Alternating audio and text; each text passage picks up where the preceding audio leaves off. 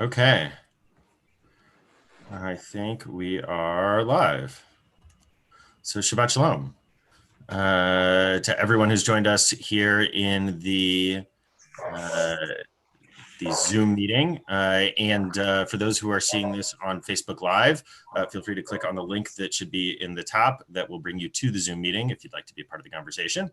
Yeah, welcome everyone to this very odd world of ours today.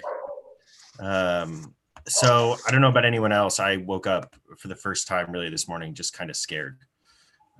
So I don't know how you all are doing, but right, it comes in waves and it's different every day and different at every moment. So grateful to be together to study something else. I know for me, at least, one of the things that I really take from Jewish history and from this whole thing is that, like, last week's Torah portion was about how we should respond to a public health emergency plague, right? Like when you back out, it seems so long ago. None of us in our living memory have experienced something like this. You got to go back to, what did they say, 1918, right? But Jewish history has.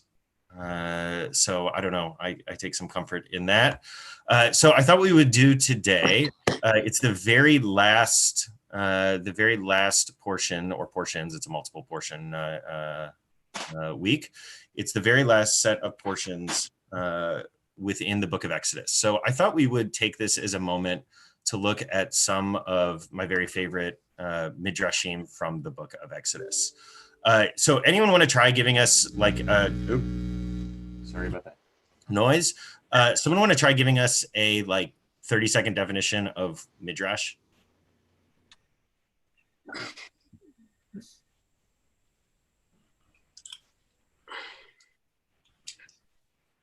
I'll go for it. Go for it. To my understanding, midrash is a story that reads between the lines of the Torah to illuminate a truth about the event that can help us understand the Torah better. Nice. I love that definition. Anyone else have something they want to throw in? It was the one word interpretation, I guess, or not, in its essence, an interpretation. Yes, certainly a part of the interpretive tradition. Absolutely. So the definition I really like actually comes from a pastor friend of mine, Bill Dole from Peoria. I guess like I've mentioned him before, but today maybe he's with us. Bill, if you're there, say hi. But Bill gave me this definition because we've been studying midrash together, and he said, "Oh, this is like rabbinic fan fiction of the Bible."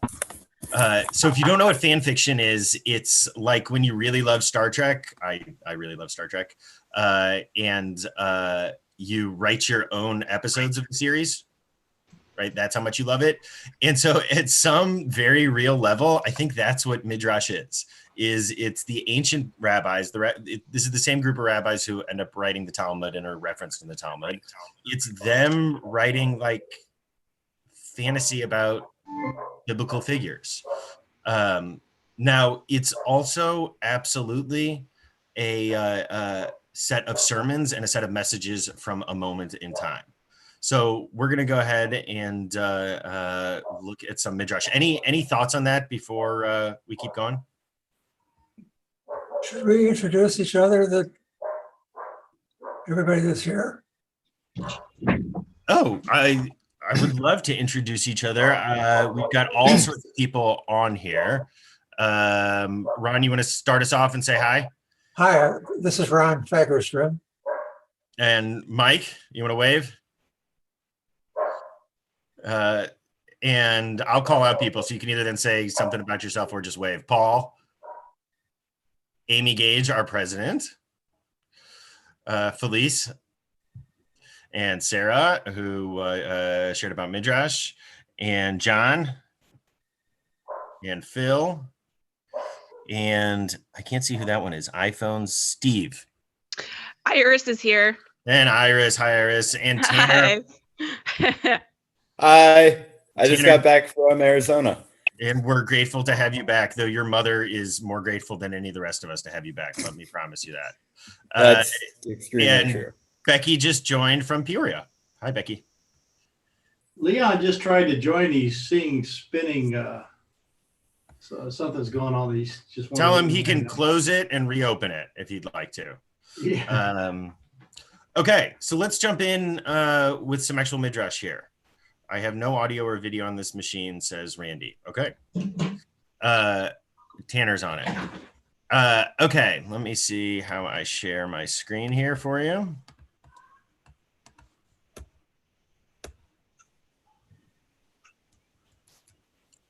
Okay, is everyone seeing this? Do you all see my screen now? Yeah. Yes, Yeah. Yes. And you still see it, right? yes. God said to Okay. Moses. Okay. So this is a totally, why isn't on that one though? That's an early one. That's because I taught that a couple weeks ago. No, let's start there actually. Someone want to read this for us? Go for it. Just jump in.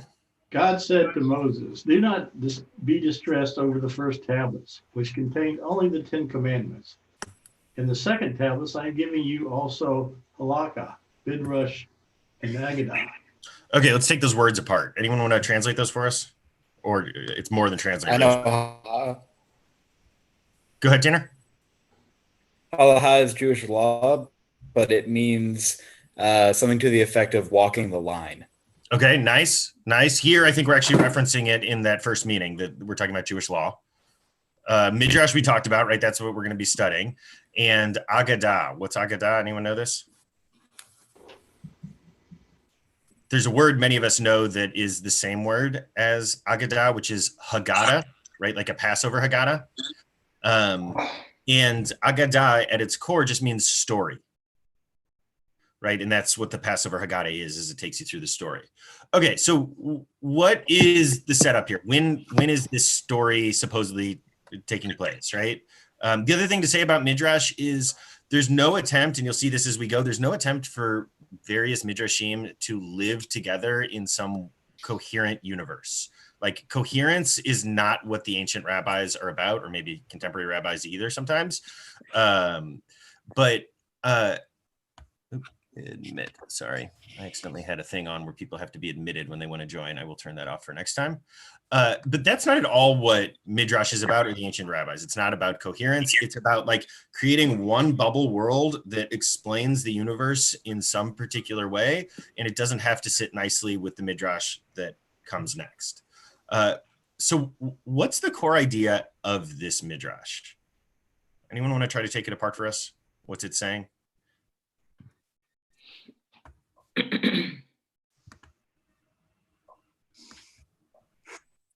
Well, it seems to me, can you hear me?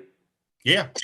It seems to me it's saying that there's more to this than just what's on the tablet or on the page. That it has deeper. Nice. Right.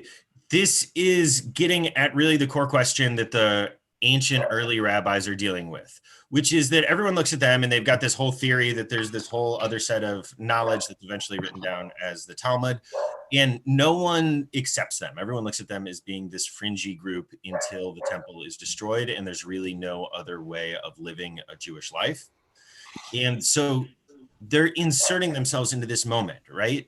This, and just to sort of put us in the biblical context here, right, there's one set of tablets that's destroyed. Moses comes down, right, in a fit of passion, though we'll look at that a little later too, destroys these tablets. I was thinking of the scene from History of the World, part one, part two. Is it called part two? It's called part two, right?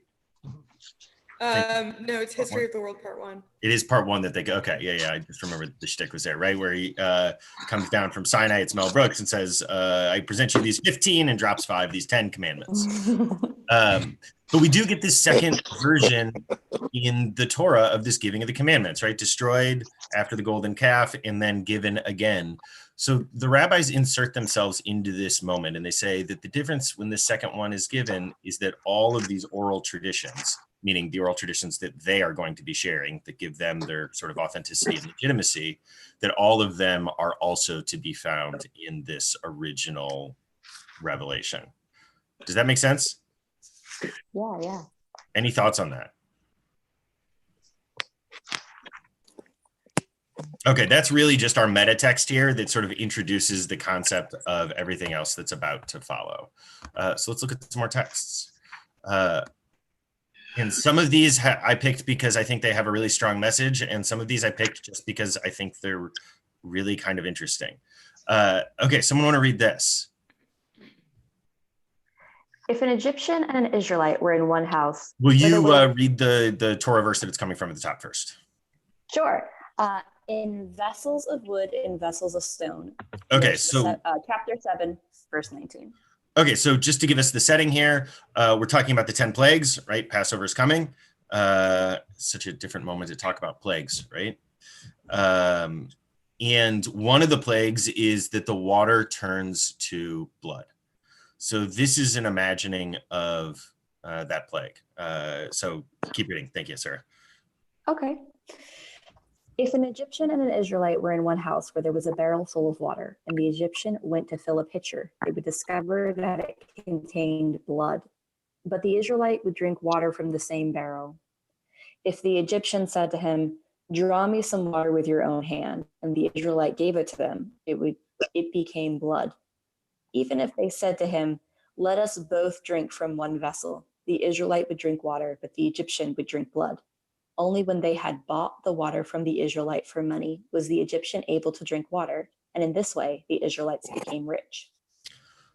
Okay, what do we see in this text? Who has a thought? Who has a reaction?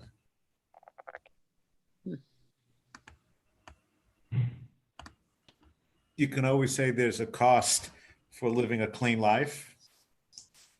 Okay. Or a righteous life. Amy, I see that you're talking, but you're muted. You got to unmute yourself. Nope, still can't hear you. Now we can hear you. Now? Oh, okay.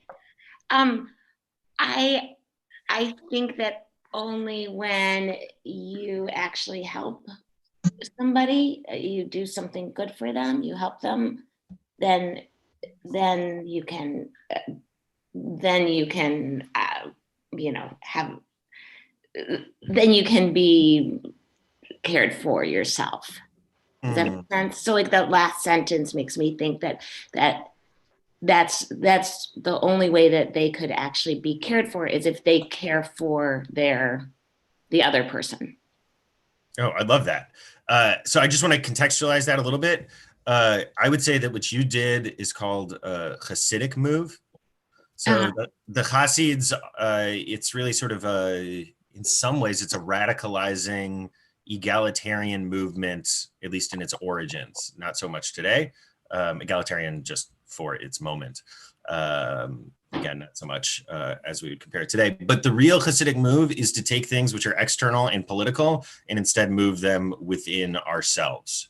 Right, be about human dynamics or relational dynamics, or even more often what we might call kind of core psychology and ethics. So beautiful. I love that. Who else has another read on this text? I've got a question to ask about that. Yeah.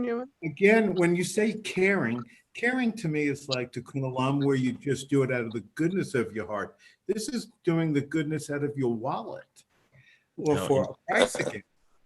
Okay. But is it? Because to me, there's no way that anybody would get rich off doing this in this short period of time. So is richness mean the quality of life? I don't understand the bought part, which is what you brought up, but could the richness be you assisting or helping people with it? I'm trying to pull something here. Yeah. So again, making a little bit of a Hasidic move there. So I think in its original context, actually, I think that the buying is the key here. That this midrash in its origins is probably an apologetic for, right? There's this question of when we get into the wilderness and we're building all of these things, right? There's the gold to cover the whatever with, and the curtains and the beautiful fabric and the dolphin skins. Dolphin skins always show up.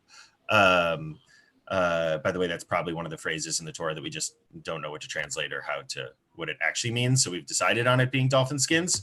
But there's an apologetic here about where did all that money come from? And when we took the money from the Egyptians when we were fleeing, was it illegitimate, right? Were we forcing them to give us money? Was it fundamentally theft, and are we thieves? There was an attempt by some, I'm sure it was public theater as much as anything else, but a handful of Egyptians who tried to sue in the world court about 20 years ago, it was in the W era, I don't remember when, against Israel for damages of all of the wealth that we stole when we fled from Egypt. Right? Like the whole thing's absurd, right? But that's always been one of the pieces that there was a sense from the rabbis that we needed to be wary of. Like, had we done the moral thing when we took this wealth out of Egypt? And so this imagines... This is from his home. This is the class that he normally teaches. Oh, hi, Nancy. We can hear you. Oh, sorry. You can mute yourself. I totally lost my train of thought here. Whatever. Okay, so I think there's another interesting read on this text today that's totally different about anti-Semitism. Anyone see that in here? Does anybody see anti-Semitism in here? I think this predates the sort of anti-Semitic tropes that we end up seeing, or the Jews end up experiencing for most of the last 2,000 years. But I think there's just a really interesting dynamic here. Anyone want to take that apart, walk through it? Anybody hear me? We can hear you. Yeah, we can hear you. All right. I'm sorry. I don't have anything to add right now. I just want to make sure I could be heard. We can hear you. Immediately on. Good. Just hearing your voice is something to add. Okay. Anyone want to take a shot at taking this apart? I think I might have something. Yeah. Let's hear it. So in this situation, the protection for the Israelites where they have clean water, it keeps them safe from the Egyptians being able to misuse them. We see here the Egyptian said to him, draw me some water with your own hand. That could be really misused if the Israelites have the only source of clean water and they could be bullied into giving it to the Egyptians.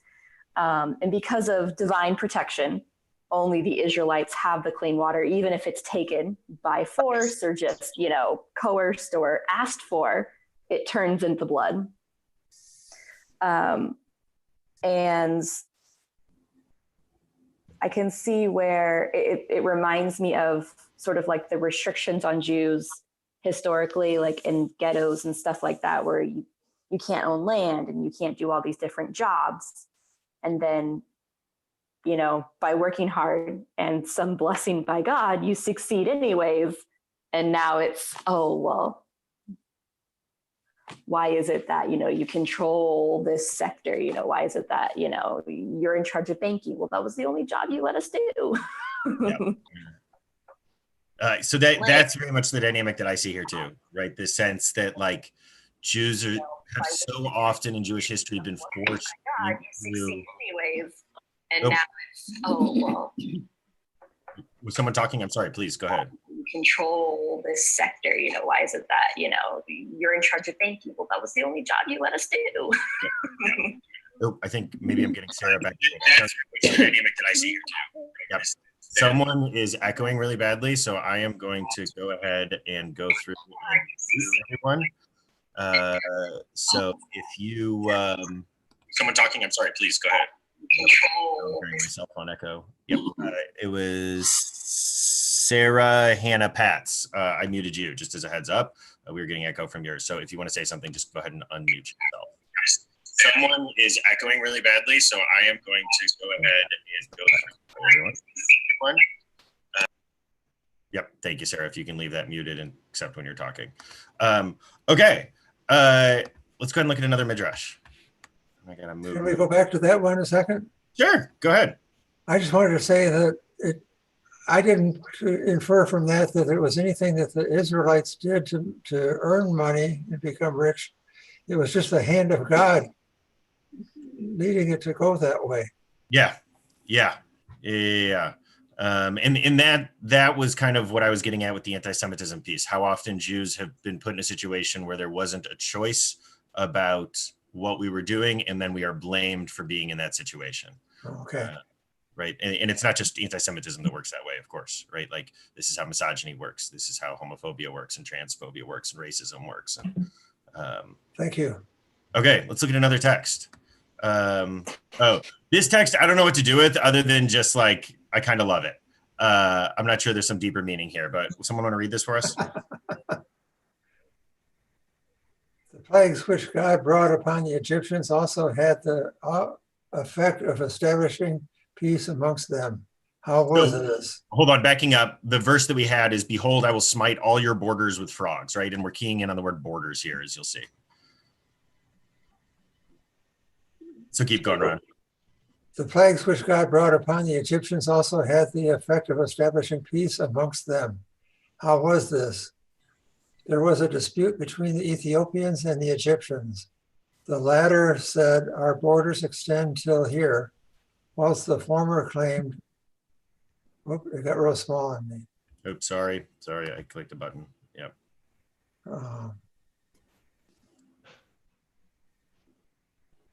Our borders extend, while the former claimed our borders extend to here.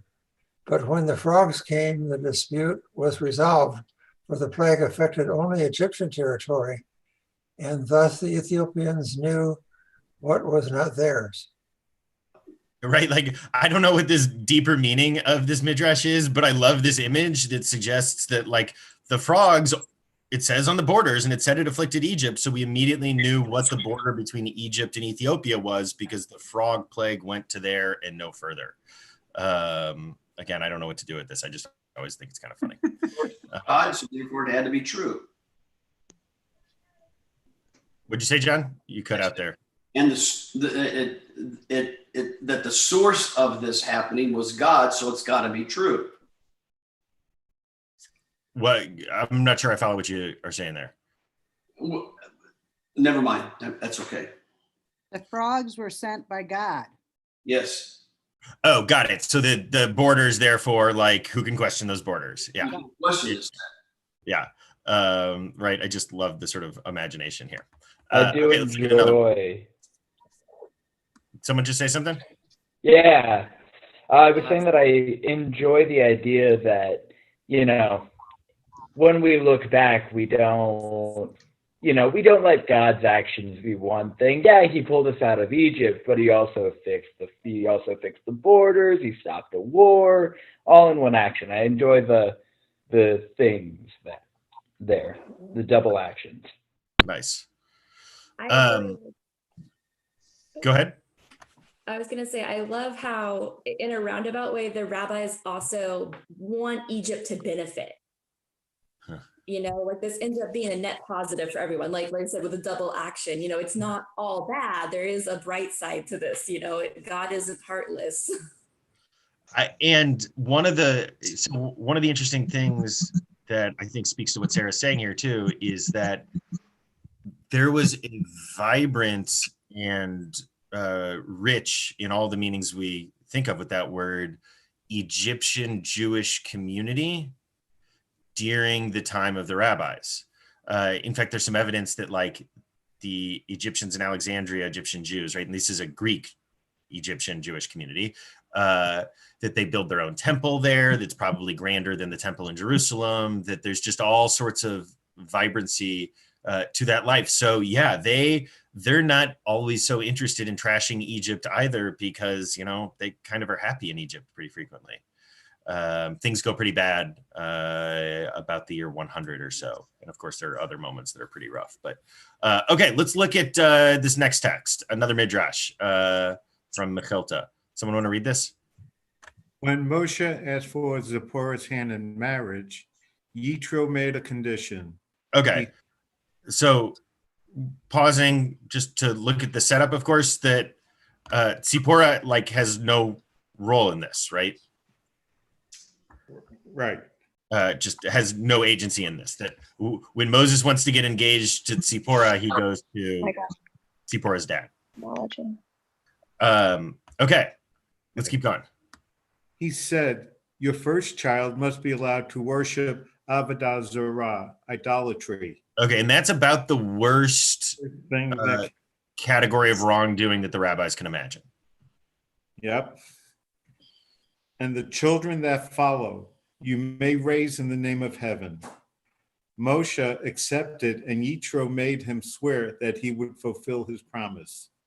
This is why the angel came to kill Moshe. Okay, so that ending is sort of the textual jump off that this is starting from, right? There is this odd moment in the Torah where an angel appears in the middle of sort of nowhere to kill Moses. And so that? I'm sorry, I don't know that quote where the angel. Oh, and I don't remember what verse. I don't remember where that is. I don't know either. And I'm not Rabbi Memavshin. That's my wife. Yep. But so ask her. Yeah. So what? Hold on, going backwards. And the children. I totally forgot my train of thought, so I'm just going to jump back into a different train of thought, or maybe it's the same one. I don't know. So we have this odd setup that Yitro is the Midianite high priest, meaning we know that he's not Jewish, right? So he's almost definitionally a worshiper of all of these idols. Now that's really problematic to the later rabbis in a way that it just is not problematic to the Torah text itself, right? If you look at the Torah text itself, the Torah is not a text written by monotheists, right? You don't find monotheism within the Torah. You find some sort of variations on what we call monolatry or henotheism, which is like you've got a main squeeze God, but you can still date around a little bit.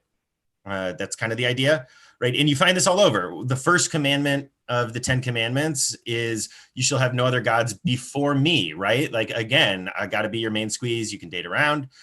Mi chamocha ba'elim Adonai, who is like you amongst the gods, Adonai. This is more what I think of as like playground theology. My God can beat up your God kind of stuff. So what we certainly don't have, though, is monotheism. And so the Torah itself isn't terribly bothered by the notion that Moses' father-in-law would be a priest of Midian.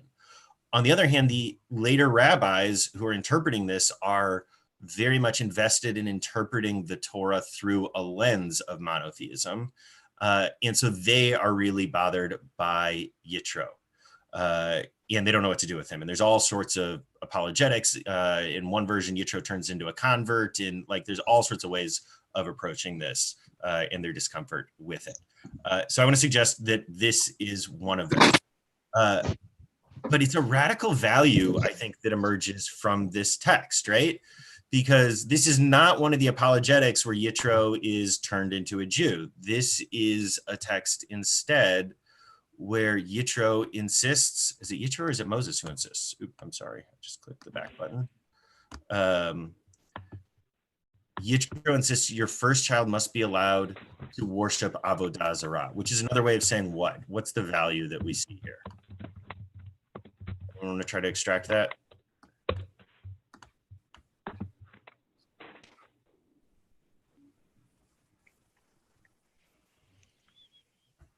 Oop.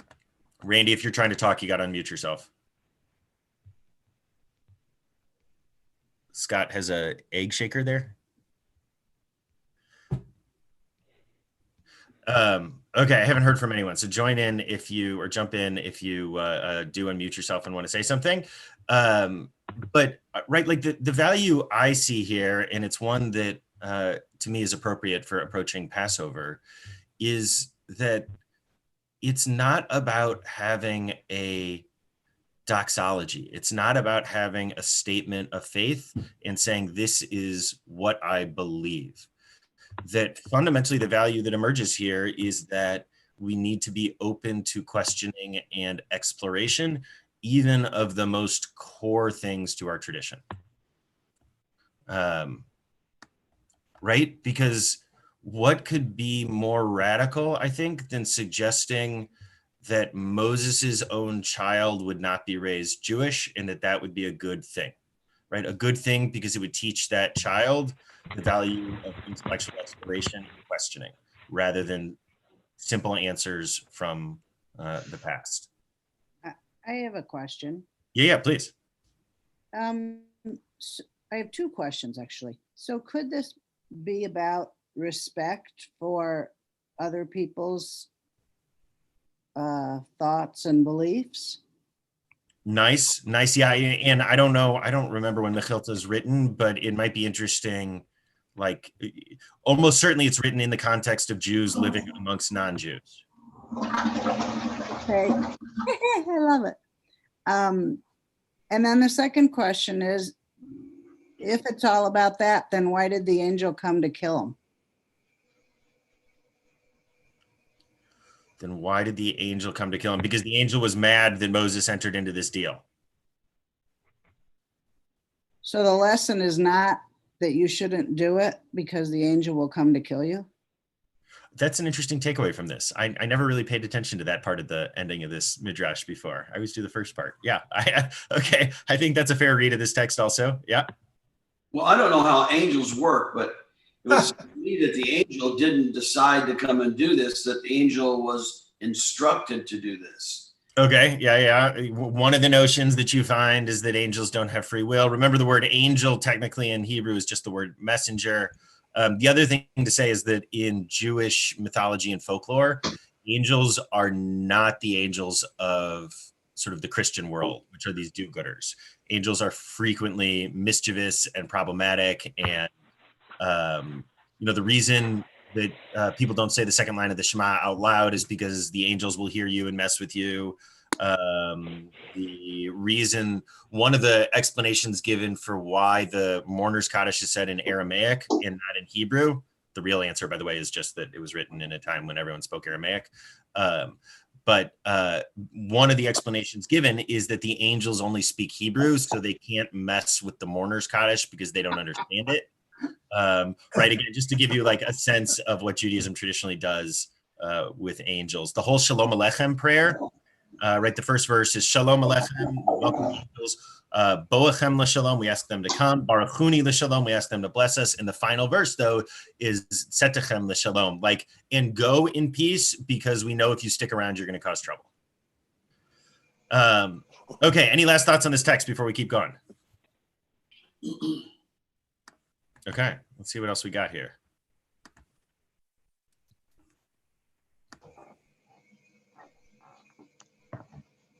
Oh, yeah, we kind of did that one on its own. We don't need to look at that. This one's interesting, but let's see what else we can do. Okay. This one. I think this is a text many of us probably have seen before. This is a pretty famous midrash. I think it is a much darker and more cynical midrash than we normally give it credit for. I think this is a story that's normally used almost as a throwaway, like at graduations and stuff.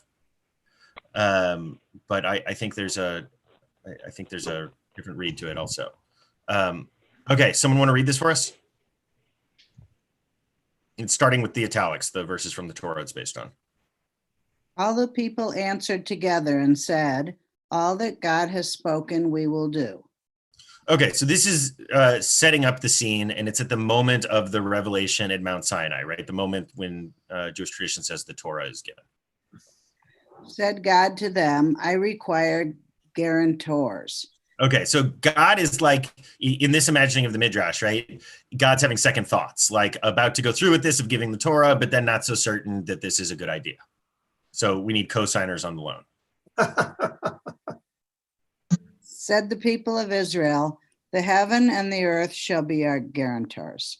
Said God, they won't last forever. Okay, right? Like, so first of all, I think this is a really powerful line of people living 2,000 years ago, looking at the world and saying, if we trash this world, it won't be here forever. That like, even the heavens and the earth aren't a good guarantor because we know that they can be destroyed. Okay. Said they, our ancestors will guarantee it. Said somebody with initials. HaKodesh Baruch Hu, the Holy One, the Holy Blessed One. It's a classic just kind of name for God that's given in the Midrash. They are busy. So the other way of translating that is that their merit has already been used. Right? Like, so the next response of the Israelites is, no, you should give it to us because like we have this covenant thing, right? And maybe they're talking about sort of classical covenantal Jewish language, Abraham, Isaac, Sarah, Rebecca, Rivka, so on and so forth, right? Like, but I think you can also look at this just about the previous generations, right? We don't have to go into sort of these mythological frames. We can stick with literally our previous generations and say, like, isn't what they did enough? And the answer is no, what they did was for that moment. And maybe it wasn't enough for that moment. God knows when we look at our world, right? This is not the world we should be living in, not the world we should have created, as Rabbi Susan says. Okay. Said they, our children will guarantee it. Said God, these are excellent guarantors. Okay, so it's this final line that turns this so often into a cliche that's like given at a high school graduation or a confirmation. That'd probably be the classic line for this, right? Right, and look at how wonderful these kids are. Go on. I'm sure I've used this text for that. Soccer players. What'd you say? Nothing. I'm sorry. But I actually think that this is a much more cynical text than that, because there's an acknowledgement that the past wasn't enough. There's an acknowledgement that our world isn't the place it should be and probably won't be here forever. And that we signed our kids up for this, right? Like, we forced our kids to co-sign the loan that we're taking out, right? I mean, this is one of the critiques you hear generationally, right? That previous generations gave themselves tax breaks, and now look at the condition that young people find themselves in, or healthcare systems, or right? There's all sorts of pieces to this. The environment, right? Literally, we are signing the next generation up for the results of the emissions that we are releasing right now, so that's how I read this text. I think it's a much darker, much more cynical text than we often give it credit for. I do Okay, have a thoughts? question. Oh, I'm sorry. Yeah. I do have a question here. What choice do the Jews have? Or the Israelis have? They have no choice. God says, guarantee it. Yeah, all right, you guarantee it, but they have no choice about the future at all. God's given them no choice about the future. They guarantee that they will follow these laws, and that's it. So right, well, there's no choice, and yet there's a feeling of choice here. So there's two radically different interpretations, and they're both midrash and on that exact question. One of them is this classic midrash that many of us have encountered before, where the Torah is first offered to all of these different peoples, and only eventually after everyone else says no is the Torah offered to us. Right? Have people heard this before? Yes. Right. It's actually a pretty funny midrash. It's, I mean, like political commentary for its moment, because it describes the Torah being offered to all of the neighbors of ancient Israel. And they like go to the Moabites, who are said to be descended from Lot and one of his daughters. And the Moabites get offered the Torah, and they say, well, what's in the Torah? And God says, well, you're not allowed to have sexual immorality or incest. And the Moabites go back and say, no, this is like, that's the core of our culture. We can't accept the Torah. So like it goes around, and it's like, we would tell the same joke about Kentucky or something. Maybe other people would tell the same joke about Missouri. I think that's probably true.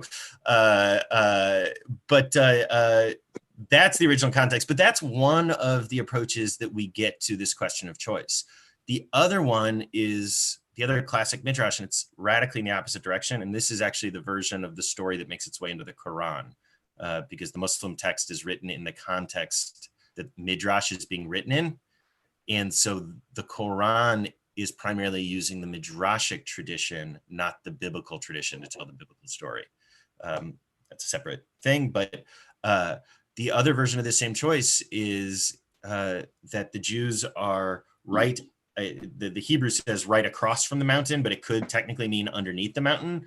And the midrash imagines that at the moment of giving, the same moment that we're imagining this midrash here, that God picks up the mountain and holds it over the Jewish people and says, either accept the Torah or I drop the mountain, right? Which is radically separate and actually is used in some of the traditions to say the covenant is not binding because clearly it was entered into under duress.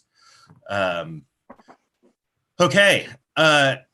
It's 9:43. I think we're going to call it a wrap now, primarily because I have to go get ready and set up for family services. So we're going to do family services at 10 o'clock, 10 to 10:25 or so. And then regular Shabbat morning services are going to start at 10:30 and go from 10:30 to 11:30. Hey, Daniel, are they all on the same Zoom channel? No, nothing else is going to be on Zoom. Everything else is going to be on Facebook Live, or if you go to the website and click on the live stream button, this is new as of yesterday, it'll bring you to somewhere where you don't have to be on Facebook in order to see the live stream. So feel free to do that. You know, Scott brings up a good point, though, because on the site, there's not a distinction in the links. And so I took the fake last night for the Shabbat service thinking it was going to be streamed, and I never saw anything. And then I realized it was actually Facebook and Zoom, I guess. So it was not Zoom, it was just Facebook, but it also streams to Mixer. There's a link on the site. If you click on the main page on live stream now, this has changed. It's different than it was even at the beginning of services last night. Okay.